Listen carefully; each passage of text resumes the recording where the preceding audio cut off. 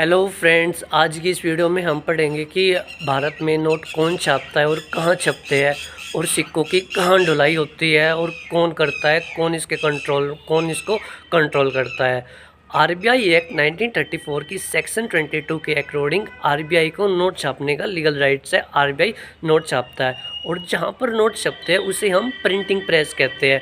भारत में वर्तमान में 4 प्रिंटिंग प्रेस है, देवास, नासिक, मैसूर, शैलबर्नी, यहाँ पर 4 जगह है। देवास और नासिक प्रिंटिंग प्रेस को कंट्रोल करती है कम्प्लीटली इंडियन गवर्नमेंट।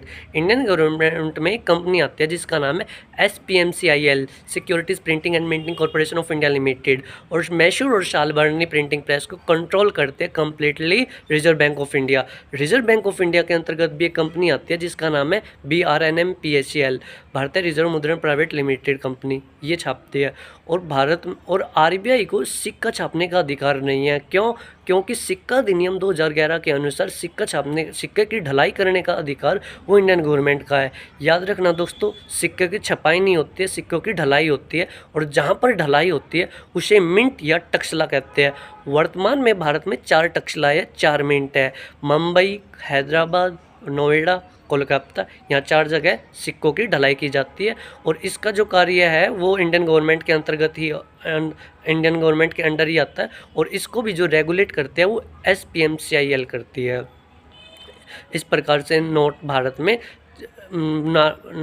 में छापे जाते हैं और सिक्कों की ढलाई होती है। याद रखना दोस्तों, कई लोगों को कन्फ्यूजन होता है कि नोट और सिक्के छापे जाते हैं, तो नोट छापे जाते हैं, सिक्के छापे नहीं जाते, सिक्कों की ढलाई होती है। और याद रखना दोस्तों, जो सिक्के होते हैं ना वो इंडियन गवर्नमेंट के अंतर्गत छापे जाते हैं।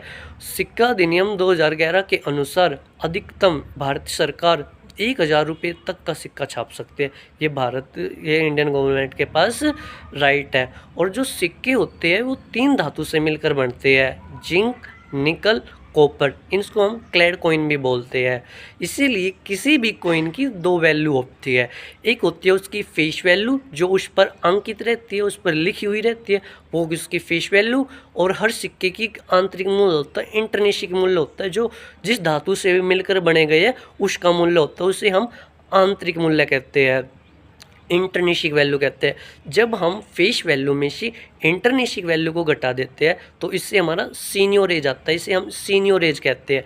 जैसे सपोज करो 5 रुपये का सिक्का है, उसकी फेस वैल्यू 5 है और उस पर जिन जिन मेटल्स का यूज हुआ है उसकी कॉस्टिंग 3 रुपये है, तो यहाँ पर सीनियोरेज कितना आ गया? 2 रुपये आ गया। इसीलिए भारतीय सरकार का जो सीनियोरेज था वो घाटे में जा रहा था, इसीलिए आरबीआई ने 1 रुपये के नोट को छापना इसलिए बंद